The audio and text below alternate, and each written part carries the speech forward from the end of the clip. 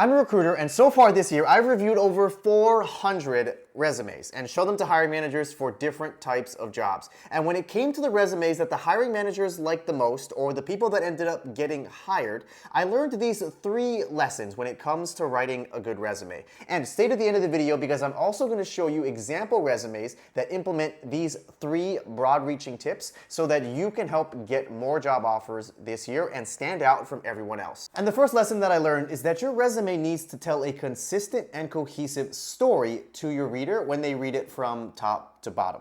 So if you look at my background, I actually studied accounting and finance in college, and then my first job was as an accountant. Well, not that type of accountant, this type of accountant. And I realized that I did not like this type of job. So I ended up switching careers internally within my company, and then I moved into a sales and strategy consulting position. And I did that for 2 more years, and I realized I also didn't like that. And then I decided that I wanted to switch into recruiting. Now, if I wrote my resume to show that I started in accounting and then sales, and then I wanted to work in recruiting, do you think my resume would have gotten me hired? There's no chance, because my resume doesn't tell a consistent story that shows that I am qualified to apply for a recruiting position. In fact, it does the opposite. It shows that I am not qualified to work as a recruiter. The story that my resume would have told would have been way too confusing, and that's why you should only be putting relevant information on your resume that makes you look qualified and a fit for the job that you are applying for. Now, in my case, I did do a career switch and I was trying to get a new type of job. So what if you don't actually want to do a career switch and you're just applying for the same job that you already have today? Well, the same story and the same lesson still applies. The story that you need to tell on your resume is that you are a top performer and you are one of the best people that they can hire in your specific type of role and industry. But how do you do that? Well, you're going to want to show them that you've gotten a lot of promotions or you've gotten promoted very quickly. You're also going to want to highlight specific awards or recognitions that you have also gotten. And you're also going to want to highlight any complex or advanced techniques or skills that you know within your particular area or niche to show them that you are really good at your job and you're operating at an advanced technical level. And as a pro tip, even if your work history is a little confusing like mine, where you had to maybe do a career switch or you took a career break, you can always utilize the summary at the top of your resume in order to better explain your background to help tell a good story. Because remember, people will read top to bottom, so they will look at your summary first. You can basically look at your summary statement at the top of your resume, kind of like your cover letter. And as a recruiter, I'll tell you, quite honestly, we do not read cover letters these day and age. Remember, I have to review hundreds of resumes all the time. And do you think I'm going to take the time to read your cover letter and your resume? There's no chance. I'm only going to be looking at your resume. So if you're looking to tell a cohesive story on your resume, whether you are qualified for the role because you're doing a career switch or you are one of the best candidates in your specific area and expertise and industry,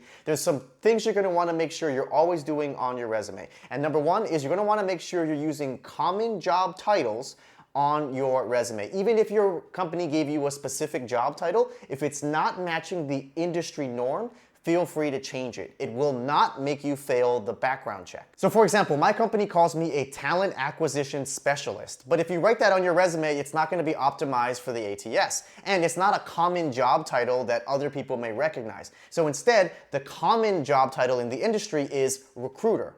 And make sure to highlight your level of experience within your particular company, especially if you're on an engineering ladder. So for example, most engineering roles start at staff level and then you move up to senior staff and then principal. If your company does not follow the industry standard of progression, try to adjust it for the market. Even if your company is like a startup and they give you an inflated job title, I do recommend you actually lower it for the industry standard, because that way you'll know that you're applying for the right level of role, and that way you won't be getting blacklisted or rejected because you're applying for a role that requires much more experience. The next tip when it comes to telling a good story is if you want to avoid ageism, don't put all of your work experience on your resume all at once. You do not actually need to highlight all of your years of experience if you don't want to, especially if it's not relevant or you feel like it will get you rejected due to ageism. So if you want, just make your resume 1 page and then just start your work history from maybe 10 or 8 years back.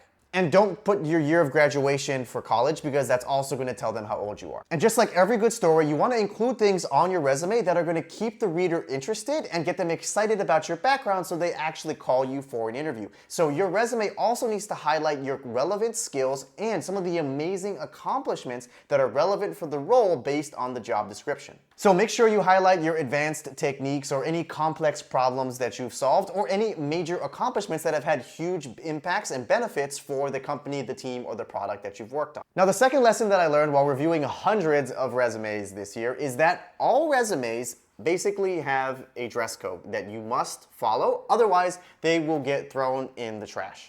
Your resume needs to look good based on these tips that I'm about to share with you, otherwise no one will take you seriously or they'll just immediately reject you. I once had an executive who was applying for one of my positions and the resume they sent me was one of the worst that I have ever seen, and I am not joking. Every single job that they had a different font and a different font size. I was honestly embarrassed to show this to the hiring manager, but they had a relevant background and worked at one of our major competitors in FANG, and so it would be a disservice not to show this resume. So I showed it to one of the vice presidents, and once they looked at this resume, they literally laughed in my face. So even though this person was extremely qualified, had all of the right credentials, and worked at one of our biggest competitors for the ideal industry and role match, their resume did not meet the minimum dress code that was required, and it was immediately thrown in the trash. If you think of that scene from Pursuit of Happiness where Will Smith shows up to his interview looking basically like a homeless person because he had gotten out of jail or whatever,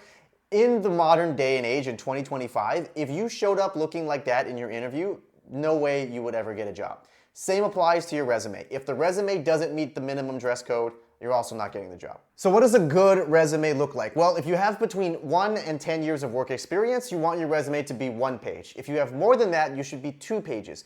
Usually, no more than 2-page resumes are appropriate, unless you're applying for like a research position in which you need to highlight all of your research articles and patents and maybe some of the thesis and PhD work that you have done. But for most people, 2-page resume. Next, you want to make sure that your resume fits perfectly and uses all of the margins within your page and fits nicely top to bottom. And make sure that the font is not too small where they have to squint and read it, and make sure it's not too big where it doesn't let you put all of the appropriate information on the page. And don't get too fancy here. You don't need any graphics, any charts, any photos, and you really don't need any colors unless you're using it to draw the reader's attention towards specific skills that you may have for the role. Quite honestly, the simpler your resume format, the better it is. And that's good news for you because you don't have to spend any money on these fancy resume templates that you can find online, and you also don't have to spend hours trying to format them into these weird columns or shapes. Because honestly, if your resume uses columns or is divided like this, it's actually a really poor use of space. You won't be able to highlight all of your great accomplishments because you're going to find that your resume bullets are really small, and it's not optimized for the ATS system when you try to import it into their documentation because the columns screw up your text file. Also, when you want your resume to look good, you don't want to use a lot of filler words when it comes to your bullets and your summary. You do not want your first words on the top of your resume to say that you are a results-driven, ambitious, hard-working recruiter. If we see a bunch of these filler words or these soft skills that we don't really care about, we're going to throw your resume in the trash. By the way, if you're enjoying this video and learning how to actually optimize your resume, make it look good for hiring managers, make sure you click subscribe down below because I post free weekly career content just like this to help you advance your career. Now, the third heartbreaking lesson that I learned, unfortunately, is that credentials matter the most. So what I mean by credentials is that the company that you currently work for today will play the biggest role in whether or not a hiring manager or recruiter actually likes your resume and thinks you're going to be a good fit for this role and even give you the opportunity to interview. Generally, when you're applying for one of the top companies in your industry or even in the world, we typically only hire people from other top companies in their respective industries. I know it's an unfortunate truth to learn and it's a hard pill to swallow, but I'll just be very honest and tell you that the credentials that you have, the school that you went to, and the company that you work for matter the most, even in 2025. Look right here. This is the honest truth of how recruiters review resumes and their decision tree. So the first thing we do is we take your resume and we see, do you have a job title that matches what we are hiring for? And that's why I said you need to use industry standard job titles, because as a recruiter, I may be new to this role and I may not know that there are other similar job titles that mean the exact same thing. I'm only going to know what I wrote on my job description. So first, I'll see, do you even work in a job that matches my job description? If the answer is no, you get rejected. If the answer is yes, then I will look and see, do you work at a top company or one of our major competitors? This is why I said credentials matter. If the answer is no, you get rejected. Then, only then, if you match my job title and you work at a good company, that's the only time that I will then go and actually read your resume. And that is why the credentials matter so much in 2025. Okay, but what if you don't work at one of the top companies in your industry or the top companies in the world right now? Not a problem. I didn't work at one either. What you need to do is, number one, be humble and recognize that that's a gap that you need to fill. And the best way to do that is to slowly move up the rankings within your particular industry. So if you work at a really small company that no one's ever heard of, try and look at a company that's a little bit larger than yours and then try to get a job there. So for example, if I wanted to work at a company like Google, which is one of the top companies in the world and one of the top companies in the tech industry. If I was working at a startup that no one has ever heard of, but I needed to get that as my first job as a software engineer, I would start at this startup. Then I would try to look at a larger startup that's maybe in like Series D or Series E funding. And then I would try to get a job there. I'd work there for 2 or 3 years. Then I'd try to get a job at a publicly traded tech company that's a little bit smaller than Google. So maybe I would go and work for like a Snapchat or like a Qualcomm. And I would go and get a job there. Now, I'm really only one step away from one of the top tier companies in my industry. So then from maybe Snap, I could go work at Uber or Salesforce. And then from Uber or Salesforce, then I could go and apply and get a job at Google. Now, even if you don't want to take your time to go all the way through this progression up the job or company ladder, the other thing you could try and do is get a really strong work endorsed referral by somebody who works at that company. These referrals are going to allow you to get a foot in the door and actually get an opportunity to interview, even if you don't work at one of the top companies within this particular industry. Because if someone who has worked with you before, actually at your current company, ended up getting a job at like a Google, for example, then they would have already paved a path for you in order to show that people who work at this company and have this job title are still really good employees that should be hired in this position. So if you can get a good work endorsed referral, that will allow you to actually not have to go all the way up the company ladder and will give you an opportunity to interview. But remember, you still need to actually ace your interviews and stand out from everyone else who has a similar background from you. So if you want to know how to do that, you should watch this video right over here. Now, before we wrap up, I also want to talk about using AI these days, like ChatGPT and Google Gemini, in order to generate and optimize your resume when you're applying for these types of jobs.